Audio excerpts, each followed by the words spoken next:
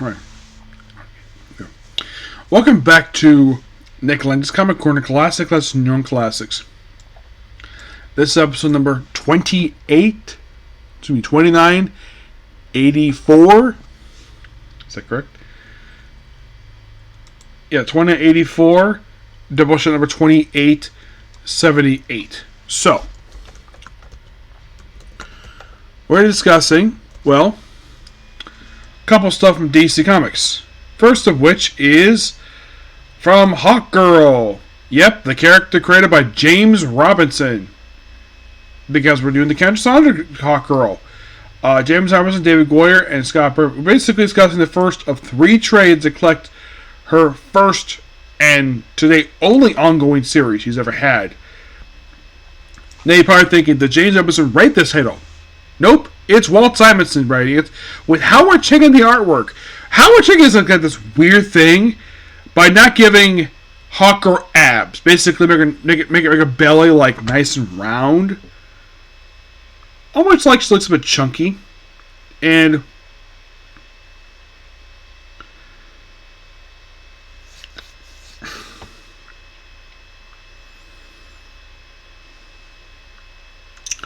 it's almost implying that Hawkgirl does not, put on some muscle, because look at her belly here. I'm like, okay, so by the way, the trade is called the Mao, which collects Hawkgirl 50 to 56. You're probably thinking, where's 1 to 49? There isn't one, because this book continued from the Hawkman numbering. And according to John Palmiani, this change actually ended up canceling the title because of it. Because they took off a really good creative team in the duo of Justin Gray and John Palmiani replaced it with, well, basically, I should point out though, this is not a bad duo. Howard Chaykin and Walt Simonson, both of whom are basically really good writers and artists. Kind of a weird combination, these two, given the fact that they've done both. They've both done writing artwork. Howard Chaykin has done writing too. It seems an odd combination, but they make it work. Of course, you're probably thinking, number one, is she still operating in St. Rock like when Jeff Johns established? Yes, still is. Hawkman is seen briefly at the start of this, and then he disappears. Yet also because it's Howard Chaykin. Come on, seriously. Thank you. Come on, back up. Close. Oh my God, thank you. By the way, her hair is much shorter now. Yeah, her hair is shorter now. So she attempts to go on this date with this other guy. She's like with this other guy the whole book. And apparently she can fly with her wings somehow. And she with a detective who's been here since, well, the previous they kept him around. There's stuff here with the sheriff's department.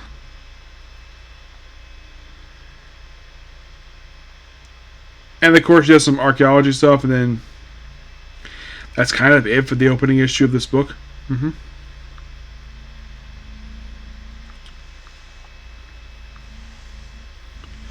By the way, also, this book is part of the whole 1 year later stuff when it comes to DC Comics. So, this is the only title that I know of, that I saw of where the title changed names. This book started back in 2002. So yeah, this book has gone on for a few years now. Now, there's no denying, Jeff Johns and James Robinson did an excellent job with this book when they wrote the book. And the whole resin trade, not the case with the John Palmiani, Justin Gray book, where out of the 24 issues these guys did, only 1 issue is in trade. And that being the opening issue. The reason why? John Byrne drew it. That's the reason why. Because part of the whole DC universe by John Byrne. That's basically where we can find it. So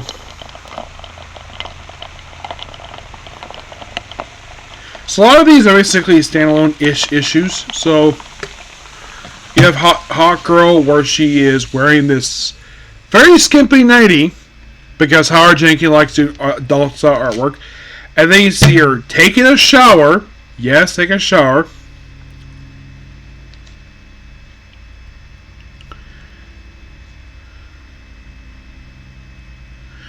We see some rival who basically is like... Yeah, and then we have this weird style of artwork here where Howard Chaykin kind of draws, looks like where is just me or look like how Hawkgirl looks a bit chunky here. I have no idea why he drew her like that for. And then we have the guy who she's working with, like possibly something there, and then we have this girl who has randomly has got pink hair for some reason. Yep. And looked like she's on a date with the guy, and then she had fighting this weird monstrosity thing. And they take out the mask. Well, gets away, and of course she's, well, did more so with the police department who don't like her very much. Who this person is, well, don't find out who this person is until the very next issue. Come on, seriously. Thank you. I think that's 56, right? Yeah, 56. Okay. So, by the way, love issue.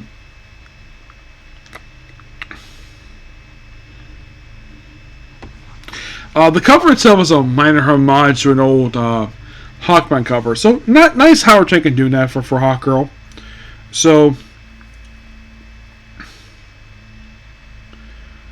first we start with, okay, we have a guy slapping some other guy. Then we have Hawkgirl smacking another guy. And beats the other guy. And of course, his warehouse. We have this party, because Howard Chaykin loves doing little party stuff. They have a guy in a bathrobe on the phone with somebody.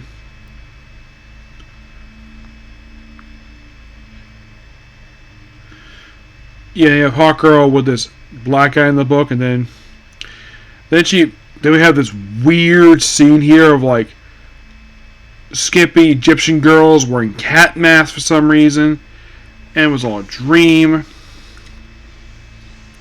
Then we see this older guy with tattoos. You're like, what the heck is going on in this book? Oh, don't worry, it gets more weirder as time goes on with this book. And then we have this. We have Hawkgirl, looks like she's on patrol. But without her, well, doesn't have her mace there. She flies around. And then we see what looks like to be a guy with a woman's face who's like got all these tattoos. It's a weird drawn character who ends up breaking a guy's neck. And then eventually Hawkgirl shows up, just kicks her. I'm like, Hawkgirl, where is your mace? And then, of course, get this. So, then this woman proceeds to grab Hawkgirl's shirt and rip it off, exposing her bra.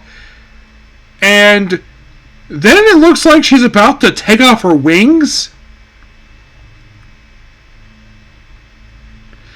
It's almost like basically this person wanted, and then she tries to take off Hawkgirl's helmet. It's like the way the way Walt Simonson is depicting this scene here. It's like Walt Simonson really wants this woman to strip Hawkgirl butt naked in front of all these guys. But look at it stop, and then she'll lose her top. And the person that gets away, of course, is this guy here, who apparently knows Kendra. Apparently, he suspected all along, and then book ends with his death. He's a detective in the book for a little while. Moving on to 54, which, yeah, and then of course the creature comes back, fights off. By the way, still fighting with no top on, though she's got a bra on, a very skimpy bra. Then talks to another detective who apparently knows who she is, and well, then by the way, she has a little piece of like, this is kind of weird. So. Yeah, the way that this creature ripped off her top, it's like they ripped off most of it except for what was around her neck. Oh yeah, this person's captured. Who is this character? Because I'm reading this book, and they don't really identify who this creature is. You'll see some random creature.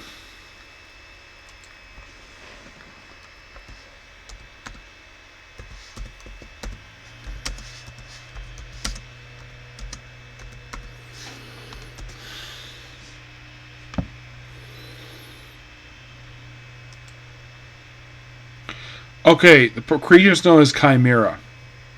And she dies by the end of the story arc. Mm-hmm. Oh, the guy who dies, Lieutenant Gribbs. Which, yeah, he was probably on the character who they decided to have him die in this issue. I don't know why, but yeah, he was a very interesting character, though. He was a recurring character when Jim and Justin Gray wrote the book. And then, like, oh, haven't seen this guy for a while? Oh, let's kill him off in the third to last issue of this story arc. Yes. Oh, the other guy? Lieutenant Henry DeSalle, who... He's the original character for this storyline. And he only exists in the first year of this book, and then he's gone. Mm-hmm.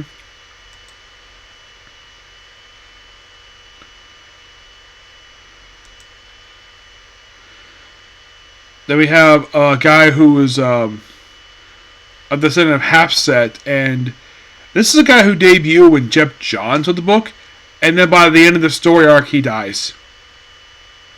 Yep. He was actually brought back. He was there for the first 4 issues, and then, well, he also published 12, and after that, then Jim Pontius got brought back for a couple issues afterwards, and then he was brought back as a villain for this story arc. And then he dies.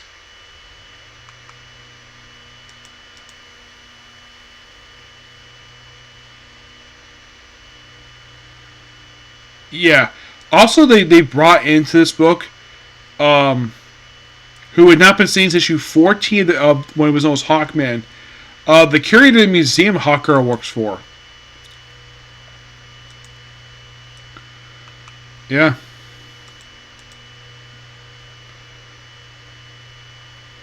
And by the way, she also has a hallucination of Shara Saunders, her great aunt.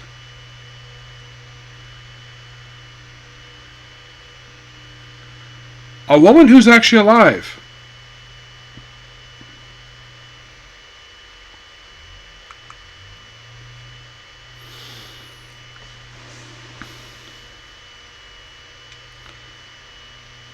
And of course they think, oh yeah, because, well, she was dead at this point in time. That's Hawkwoman, but not the action. Then Chimera dies, and Christopher Redrick dies too. And this is basically in the finale of this story arc. Yeah. So, a very interesting story arc, though I tend to question why in the world that Walt Simonson had a good idea to kill off a supporting character from the previous Create Team's run, and then have the weird moment of having Hawkgirl get her top ripped off by Chimera. Chimera herself gets killed off in the finale for the story, and she's never mentioned again. I'm like, okay, interesting. Oh, by the way, who was the name of the guy who basically looks like he's like the new love interest for Hawkgirl, given the fact that Hawkman is missing?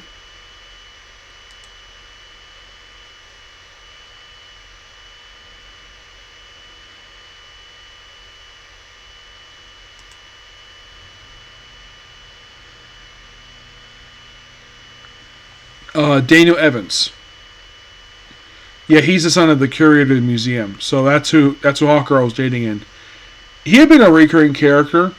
At least he doesn't die. No, he does not die. Thank God for that. That'd been stupid if they killed him off. Yeah.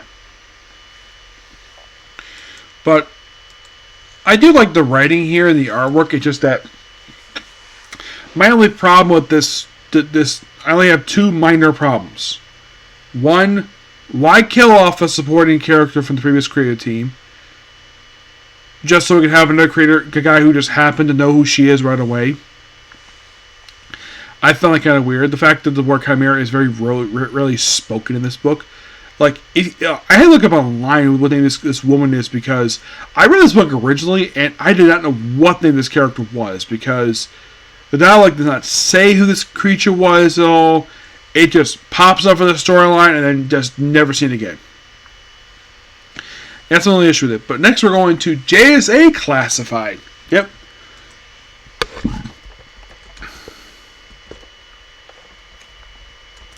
And we're starting with issue number 10. We're doing from issues 10 through 20. Now, the very first story arc is written by Stuart Moore, art by Paul Galassi. It is basically a story arc involving Vandal Savage and supposedly Alan Scott. And get this, Vandal Savage last appeared in, believe it or not, at the time was probably going to be the final issue of Flash, volume 2, issue 230, before this book was brought back due to Fast Man Alive not selling very well. And basically, these 4 issues are basically about Vandal Savage going on an adventure. You have a pirate. This one we have Green Lantern here, but he's not really a big player. Yeah, that's kind of the weird thing. This one says featuring Green Lantern, except that he is not the starring character. Oh, we have Jim Humming doing the inking for these issues. Yep. Yeah, it's all Vandal Savage for these 4 issues, which I found them quite interesting. And then eventually, of course, by issue 12, then finally Alan Scott asserts basically his role as a starring character. The issue wraps up with issue 13 with him being one of his clones defeated. Issue 14, Double or Nothing. This is a quick 2-party of Steve Eichelhart and Tom Durank on the artwork, where the team story of Stargirl and Wildcat, where they take on the Wizard for 2 issues. Yep, a little bit underground stuff, well, like loosely associated with roulette, but I thought but it's actually 3-part. I thought this one was actually quite unique. It's basically kind of in the way, the best way to describe it is that, let's have it where we have sort of a loose follow-up to the whole roulette stuff from JSA. And then we have a 2-parter where we have, get this, we have Rick Tyler versus Bane. And knows the Venom Connection. It's a quick 2-parter. Written by Tony Bedard, art by Scott McDaniel. I thought this was a really cool story arc. Yes. Also, we do see Rick's mom appear in these issues. Yeah, really fun story arc of having these 2 fight in Santa Prisca. And then we have Skin of Trade, a 2-parter focusing on Dr. Midnight,